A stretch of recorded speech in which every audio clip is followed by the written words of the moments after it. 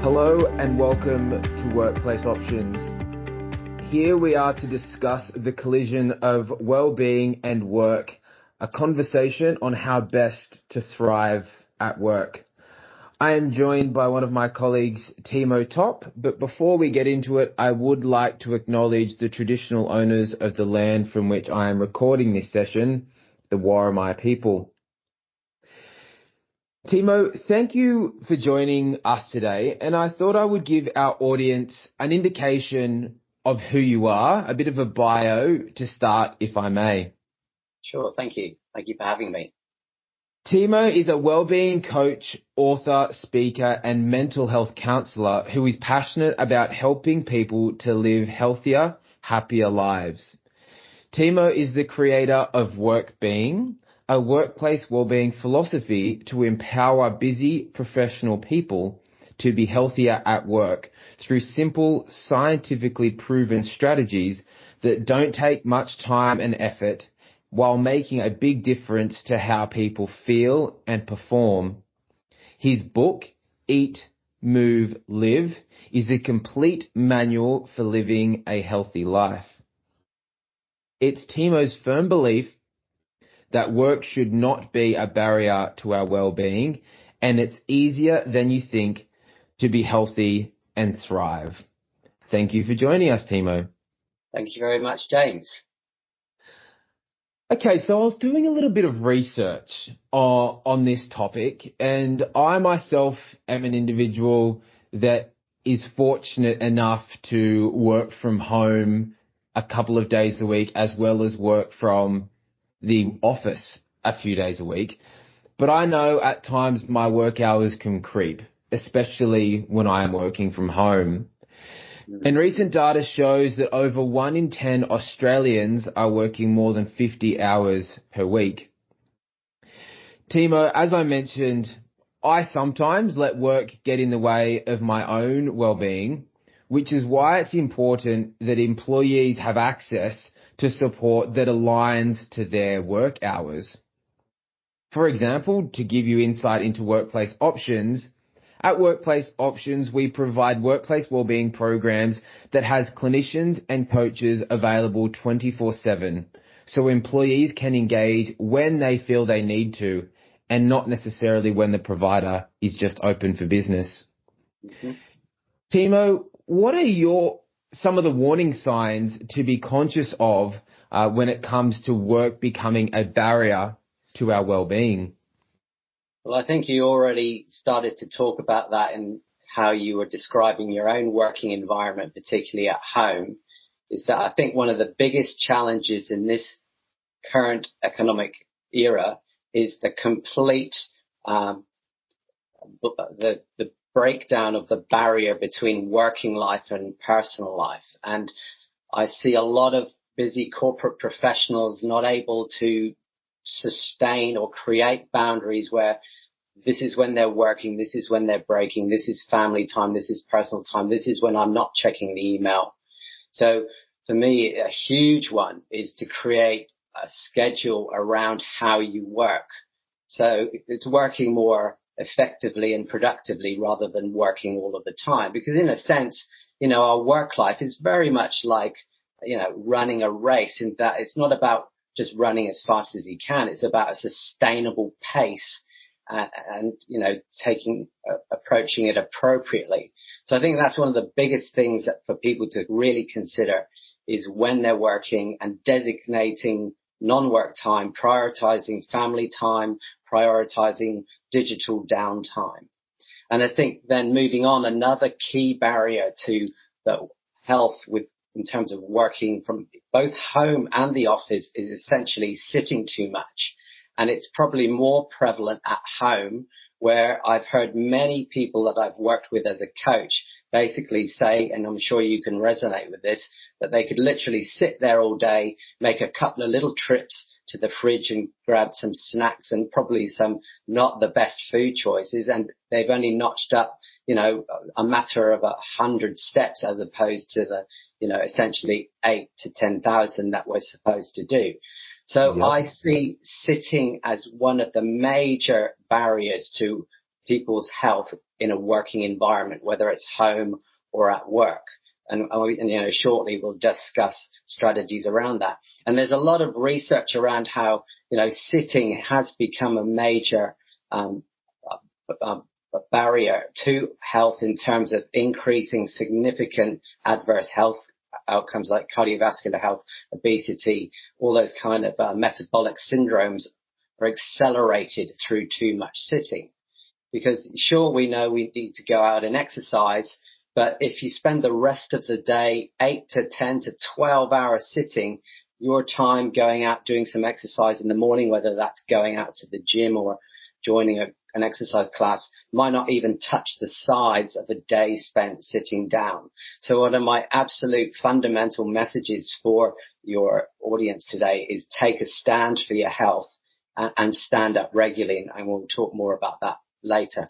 And I think another big thing is not prioritizing breaks. It's so easy in the modern working world to just work. I mean, probably not many people actually stop to take a proper lunch break where they literally down tools and don't work. The likely outcomes is they're either working through eating and working, or they're not even stopping to eat at all. So taking breaks is critical. And, there's some really interesting research around this from Microsoft Labs, who did some research around, they took a couple of groups of people, they got one group to engage in back-to-back meetings, and they got another group to engage in the same level of meetings, but with a 10-minute break in between.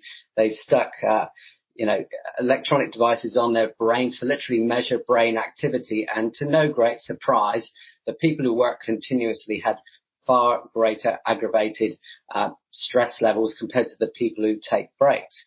Now, I do want to quickly add that the concept of taking regular 10-minute breaks probably is quite a lot. And again, shortly when we discuss strategies, we're going to refine that down to something very simple and very feasible. So I think for me, those are the key barriers for people working from home, but also they translate to the working environment in the office. Hearing those couple of, warning signs, I was reflecting upon my own work week, and possibly our audience will do the same when they listen to this as well. I mean, it's simple things like just working all the way through and not prioritizing those breaks because you convince yourself that you're more productive if you don't get up or if you just steamroll through. This is quite a honest and reflective conversation, Timo. So thank you for taking us through that. And when I look at the statistics, there are just under half of us working Australians who are working in a hybrid format. Now, this brings along a variety of work-life benefits. However, as I just reflected, I know myself that I can be more sedentary when working from home. I don't have the walk to and from the train station or in between client buildings for meetings, etc. Yes. So, Timo, what are some practical strategies to enhance our health and productivity? Okay, great. Sure. So going back to the whole issue of sitting too much, and I've already shared with you one message, and that's take a stand for your health. Now, I want to reiterate that as one of the fundamental strategies to stay healthy and productive and not allow stress to accumulate. So, for example, I would encourage your audience to literally stand up every 60 to 90 minutes. Now, the simple act of standing up is equivalent, according to a book by NASA life scientist Joan Vernikos in her appropriately titled book, Sitting Kills and Movement Heals. She provides all the science and research to show the significance of small incremental movements. So, for example, the simple act of standing up just once, not standing up and doing silly exercises like burpees or squats, the simple act of standing at once will provide your body with 30 minutes of physiological stimulus. Because what happens when you sit down is your body mentally and physically goes into a kind of a slow mode. So you just need to reactivate that by changing your posture and standing up. So, for example, some people believe standing desks are beneficial. Yes, they're a grade up from sitting. However, there's still the key problem. You are actually sedentary. You're sedentary in an active position. Yes, it's better, but you're still sedentary. So the key message is stand up, but also you need to change your posture in relation to gravity. And that is going to provide a health, both physical and mental well-being benefit. For example, it's going to dissipate accumulating blood sugars and blood fats, and it's also going to dissipate the accumulation of stress. Because one thing that happens if you just sit there all day and you've got a lot to think about, deadlines, responsibilities, everyone's got a lot of pressure, stress accumulates. But movement is the fundamental way to dissipate stress. So message number one is simply every kind of 60 to 90 minutes, literally stand up, and you're providing yourself with a very simple way to invest in your well-being. However, we do want to do a little bit more. Standing up is great. Well, that leads me on to point number two, is that after you stood up, is just take a few seconds to do a few light movements. And some of my favorite ones is to do a bit of a back twist, just literally rotating the torso. There's a lot of stiffness accumulates through the back. I'm sure, again, your audience will be familiar with stress around the upper back, the lower back from sitting. So that act of twisting just lubricates all the joints to get them moving again. And then you might choose to have a bit of a stretch up. And another one is that I like to recommend for the corporate workers working at the desk, where you're kind of forward shoulder, forward head, is this kind of chest opening, palms are open, just scissoring the chest. So we've added in from standing up to simply a few light movements and stretches. Now this is a very, very simple way to invest again in your physical and significantly your mental well-being. So then if we move on to this is all part of something which is called my instant energy action plan, because these things are all going to aggregate to an action plan that you can implement regularly to invest in your well-being. So moving on to some simple things that people have heard before, but people often overlook simplicity in favor of what's in vogue, there must be something else that's better. Essentially, the success and mastery in any field of life boils down to mastery in some fundamental movements. And in terms of well-being, we boil it down to some good old favorites, and that's drinking plenty of water. Yes, everyone's heard it before. Yes, it's boring. You're not telling me anything I don't know. But I'm sure your audience may not be familiar that the brain is 75% water, and only a small drop in hydration is going to affect cognitive function, mood, and appetite. In fact, a study released by Deakin University showed that drinking insufficient water is associated with an increased risk in anxiety and depression. So basically, water is fundamental to our overall well-being, but significantly, if you want to work well and maintain cognitive flow, staying hydrated is a key factor of that. And again, when people are working long hours at the desk, not moving, perhaps they're not drinking enough water, which is why we bring you back to the simple strategies of have water available, keep a jug on your desk, keep a water bottle on your desk. When you're out and about going to meetings, maybe take water with you. And then finally, the last part of my instant energy action plan, again, returns to one of the fundamental pillars of well-being, and that is our breathing. So basically, I love breathing because unless you've been taught to breathe effectively, no one is ever taught how to breathe well unless you've done things like martial arts, yoga, or meditation, which is where it's fundamental to those practices. So basically, the breath, how we breathe, changes how we feel and perform. Now, breathing is fascinating because it's the only autonomic part of our physiology, something that happens on its own without thought. It's the only autonomic process that we can manually override and choose to influence it. So, for example, we can choose to breathe deeper and slower. Now, essentially, two key things with breathing. When we're stressed, we're typically breathing short, sharp, and shallow into the top of the chest. We're not getting full ventilation into the abdomen. And all that's doing is essentially stimulating the fight or flight response to make you more agitated. Whereas if you take deep, deeper breaths into the abdomen, slower. That's stimulating the parasympathetic nervous system, which essentially is instilling a relaxation, restorative response. Now, if you associate deep breathing with practices like yoga and meditation, you can then understand why we do it in those practices. So basically, my key message around breathing is how you breathe changes how you feel and perform. Now, this is all being made very topical and sexy because it's taught to Navy SEALs who are, high-performing individuals who perform under high-stress environments. They are literally taught breathing techniques to keep them calm and centered into high-stress environments. So essentially, how you breathe is a high-performance technique. So again, my key message around breathing is try to become more conscious of your breathing and try to take it from the chest and try to take it deeper and slower. And there are two other great hacks around breathing to take away. One, we need to breathe through the nose. It's 20% more oxygenating. And two, this is revolutionary that I'm sure not many people have heard. Most people just breathe in and out.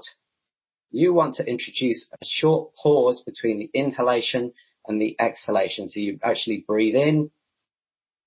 You're not doing anything. You're exhaling. So you're breathing in, pause, exhale, slowly pause. So you're introducing a pause between the inhalation and the exhalation. And this is kind of the foundation of a technique called box breathing, which is a relaxation and centering technique, which is taught to the Special Forces Navy SEALs.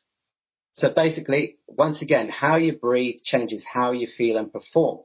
Now, just to bring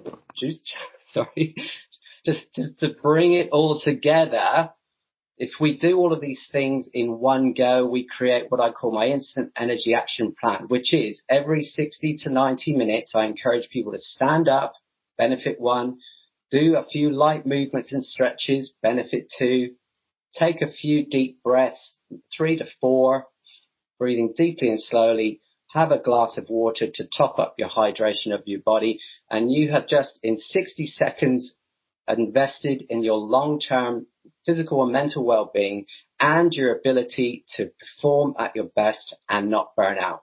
And if you don't have time for that, I don't know what you do have time for.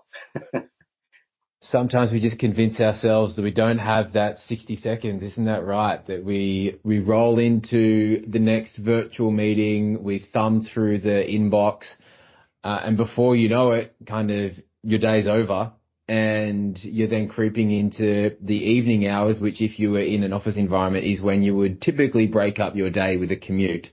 Whereas I know, reflecting on working from home, the workday doesn't necessarily have a distinct end, as it would have in the past. So those 4 very simple steps that we can follow, I think it's a matter of being impactful and purposeful in what we are choosing to do, and choosing to take a break from work and choosing to follow those 4 steps of your energy action plan really can center you to continue to perform at your best, as opposed to starting your day on a high and then gradually decreasing towards less motivation, less effectiveness and less productivity as a result of not taking those breaks to recharge, refresh, and replenish. Yeah, I'd like to add into what you said there, and it's all about just essentially these things are so simple because you're doing them all the time anyway. You're breathing anyway. You're just changing how you breathe. You're going to drink water anyway. You're just going to drink it probably a little bit more regularly. Essentially, these things are so simple that they're just about more conscious awareness.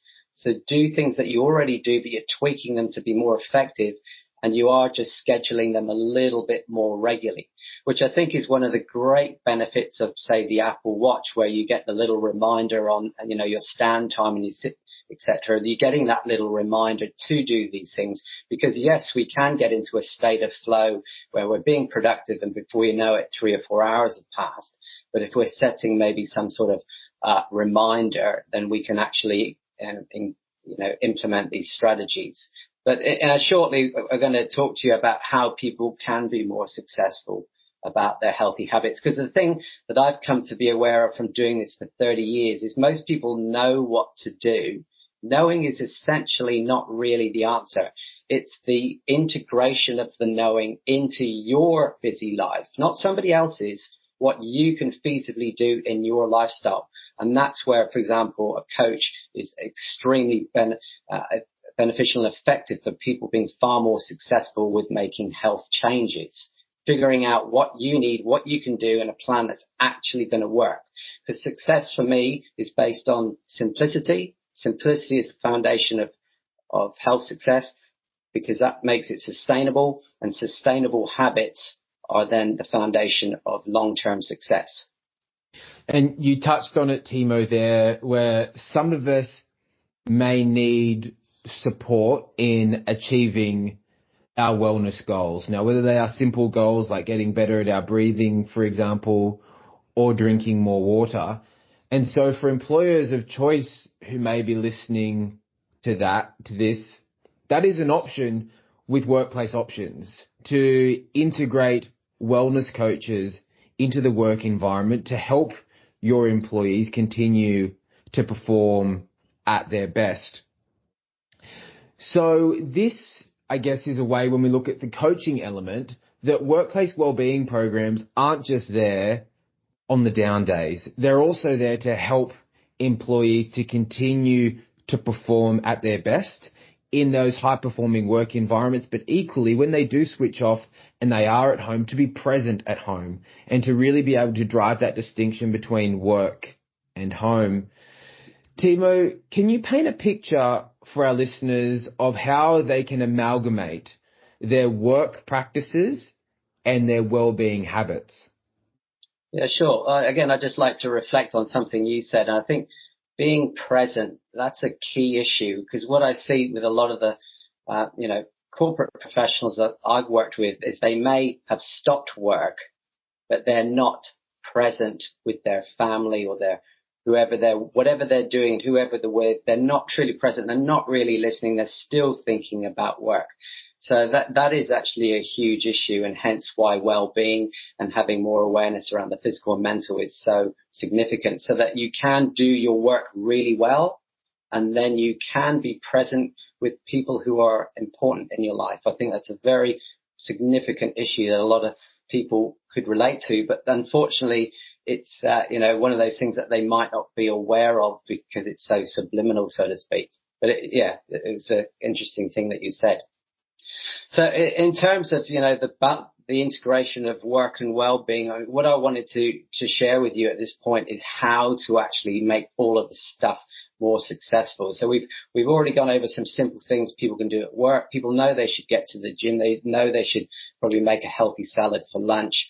They kind of know, they should get to bed on time. They kind of know what to do. So we need to focus on why are they not doing it, or rather, how can they be more successful? Well, we've already addressed the first pillar of success, and that's simplicity. It's boil down your habits to things that are simple that you can sustainably do. Don't be over ambitious with what you hope to achieve, like I'm going to go to the gym 6 days a week, or I've given up carbs, and all these big grandiose statements that people just can't stick to. And that just fuels a sense of, I couldn't commit to it. I'm a failure. I'm useless. I can never do this. So again, simplicity is number one. The second thing is scheduling.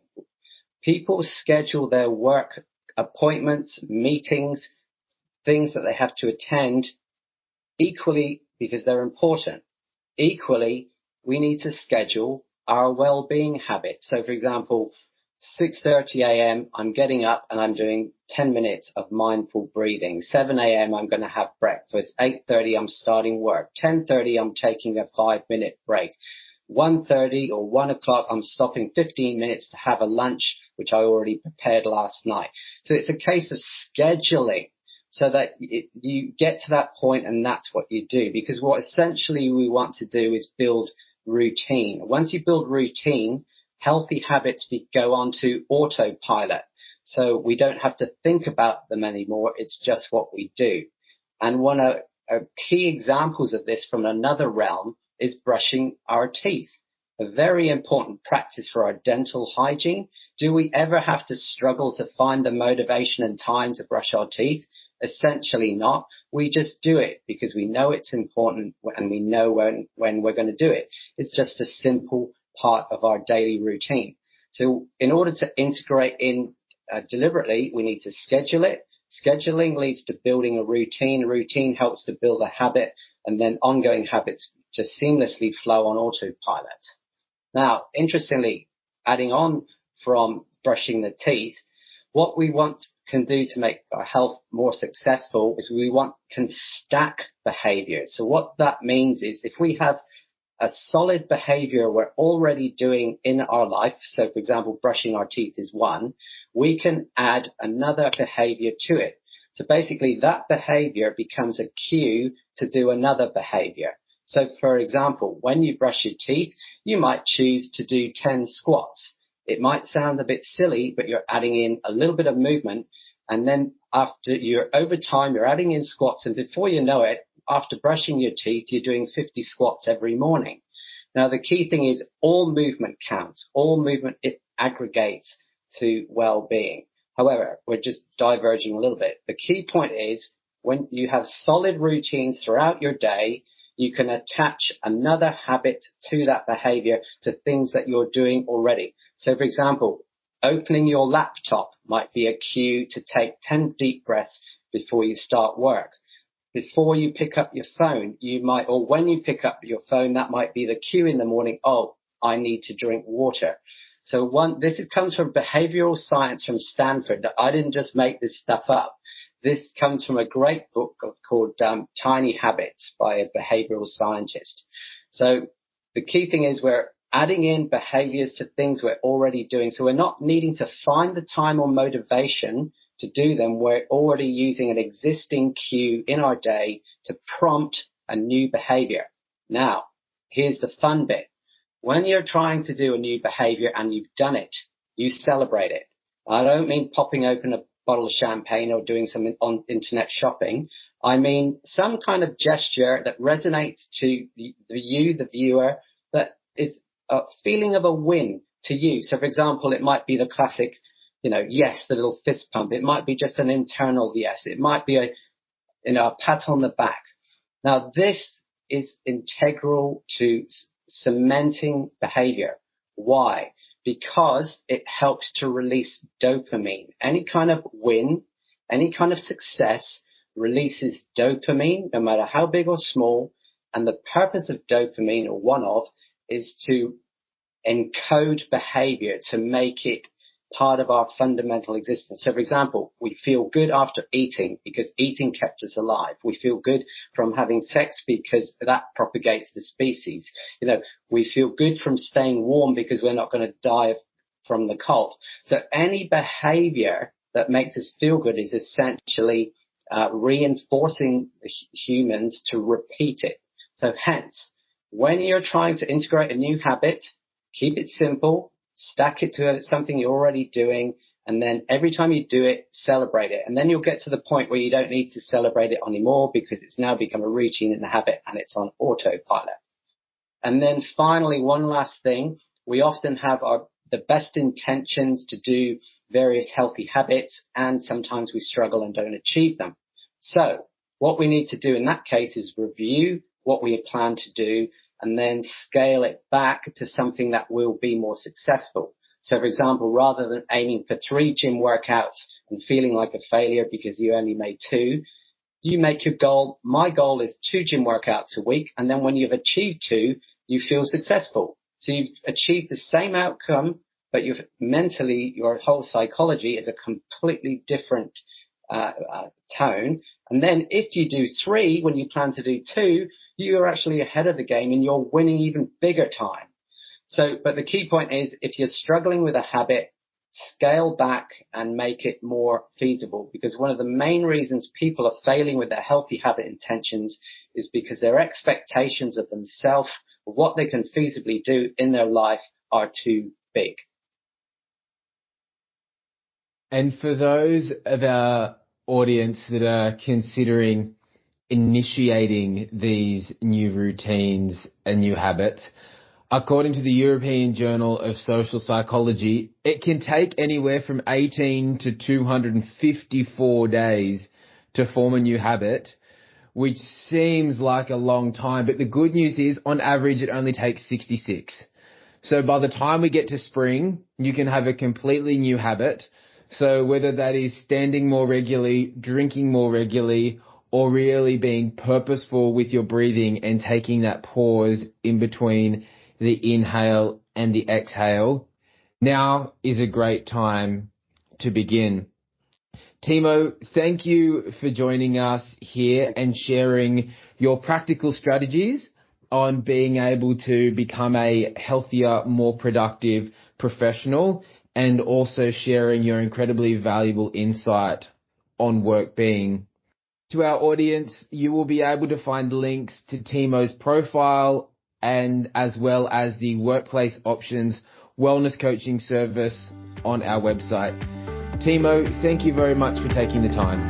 Thank you, James.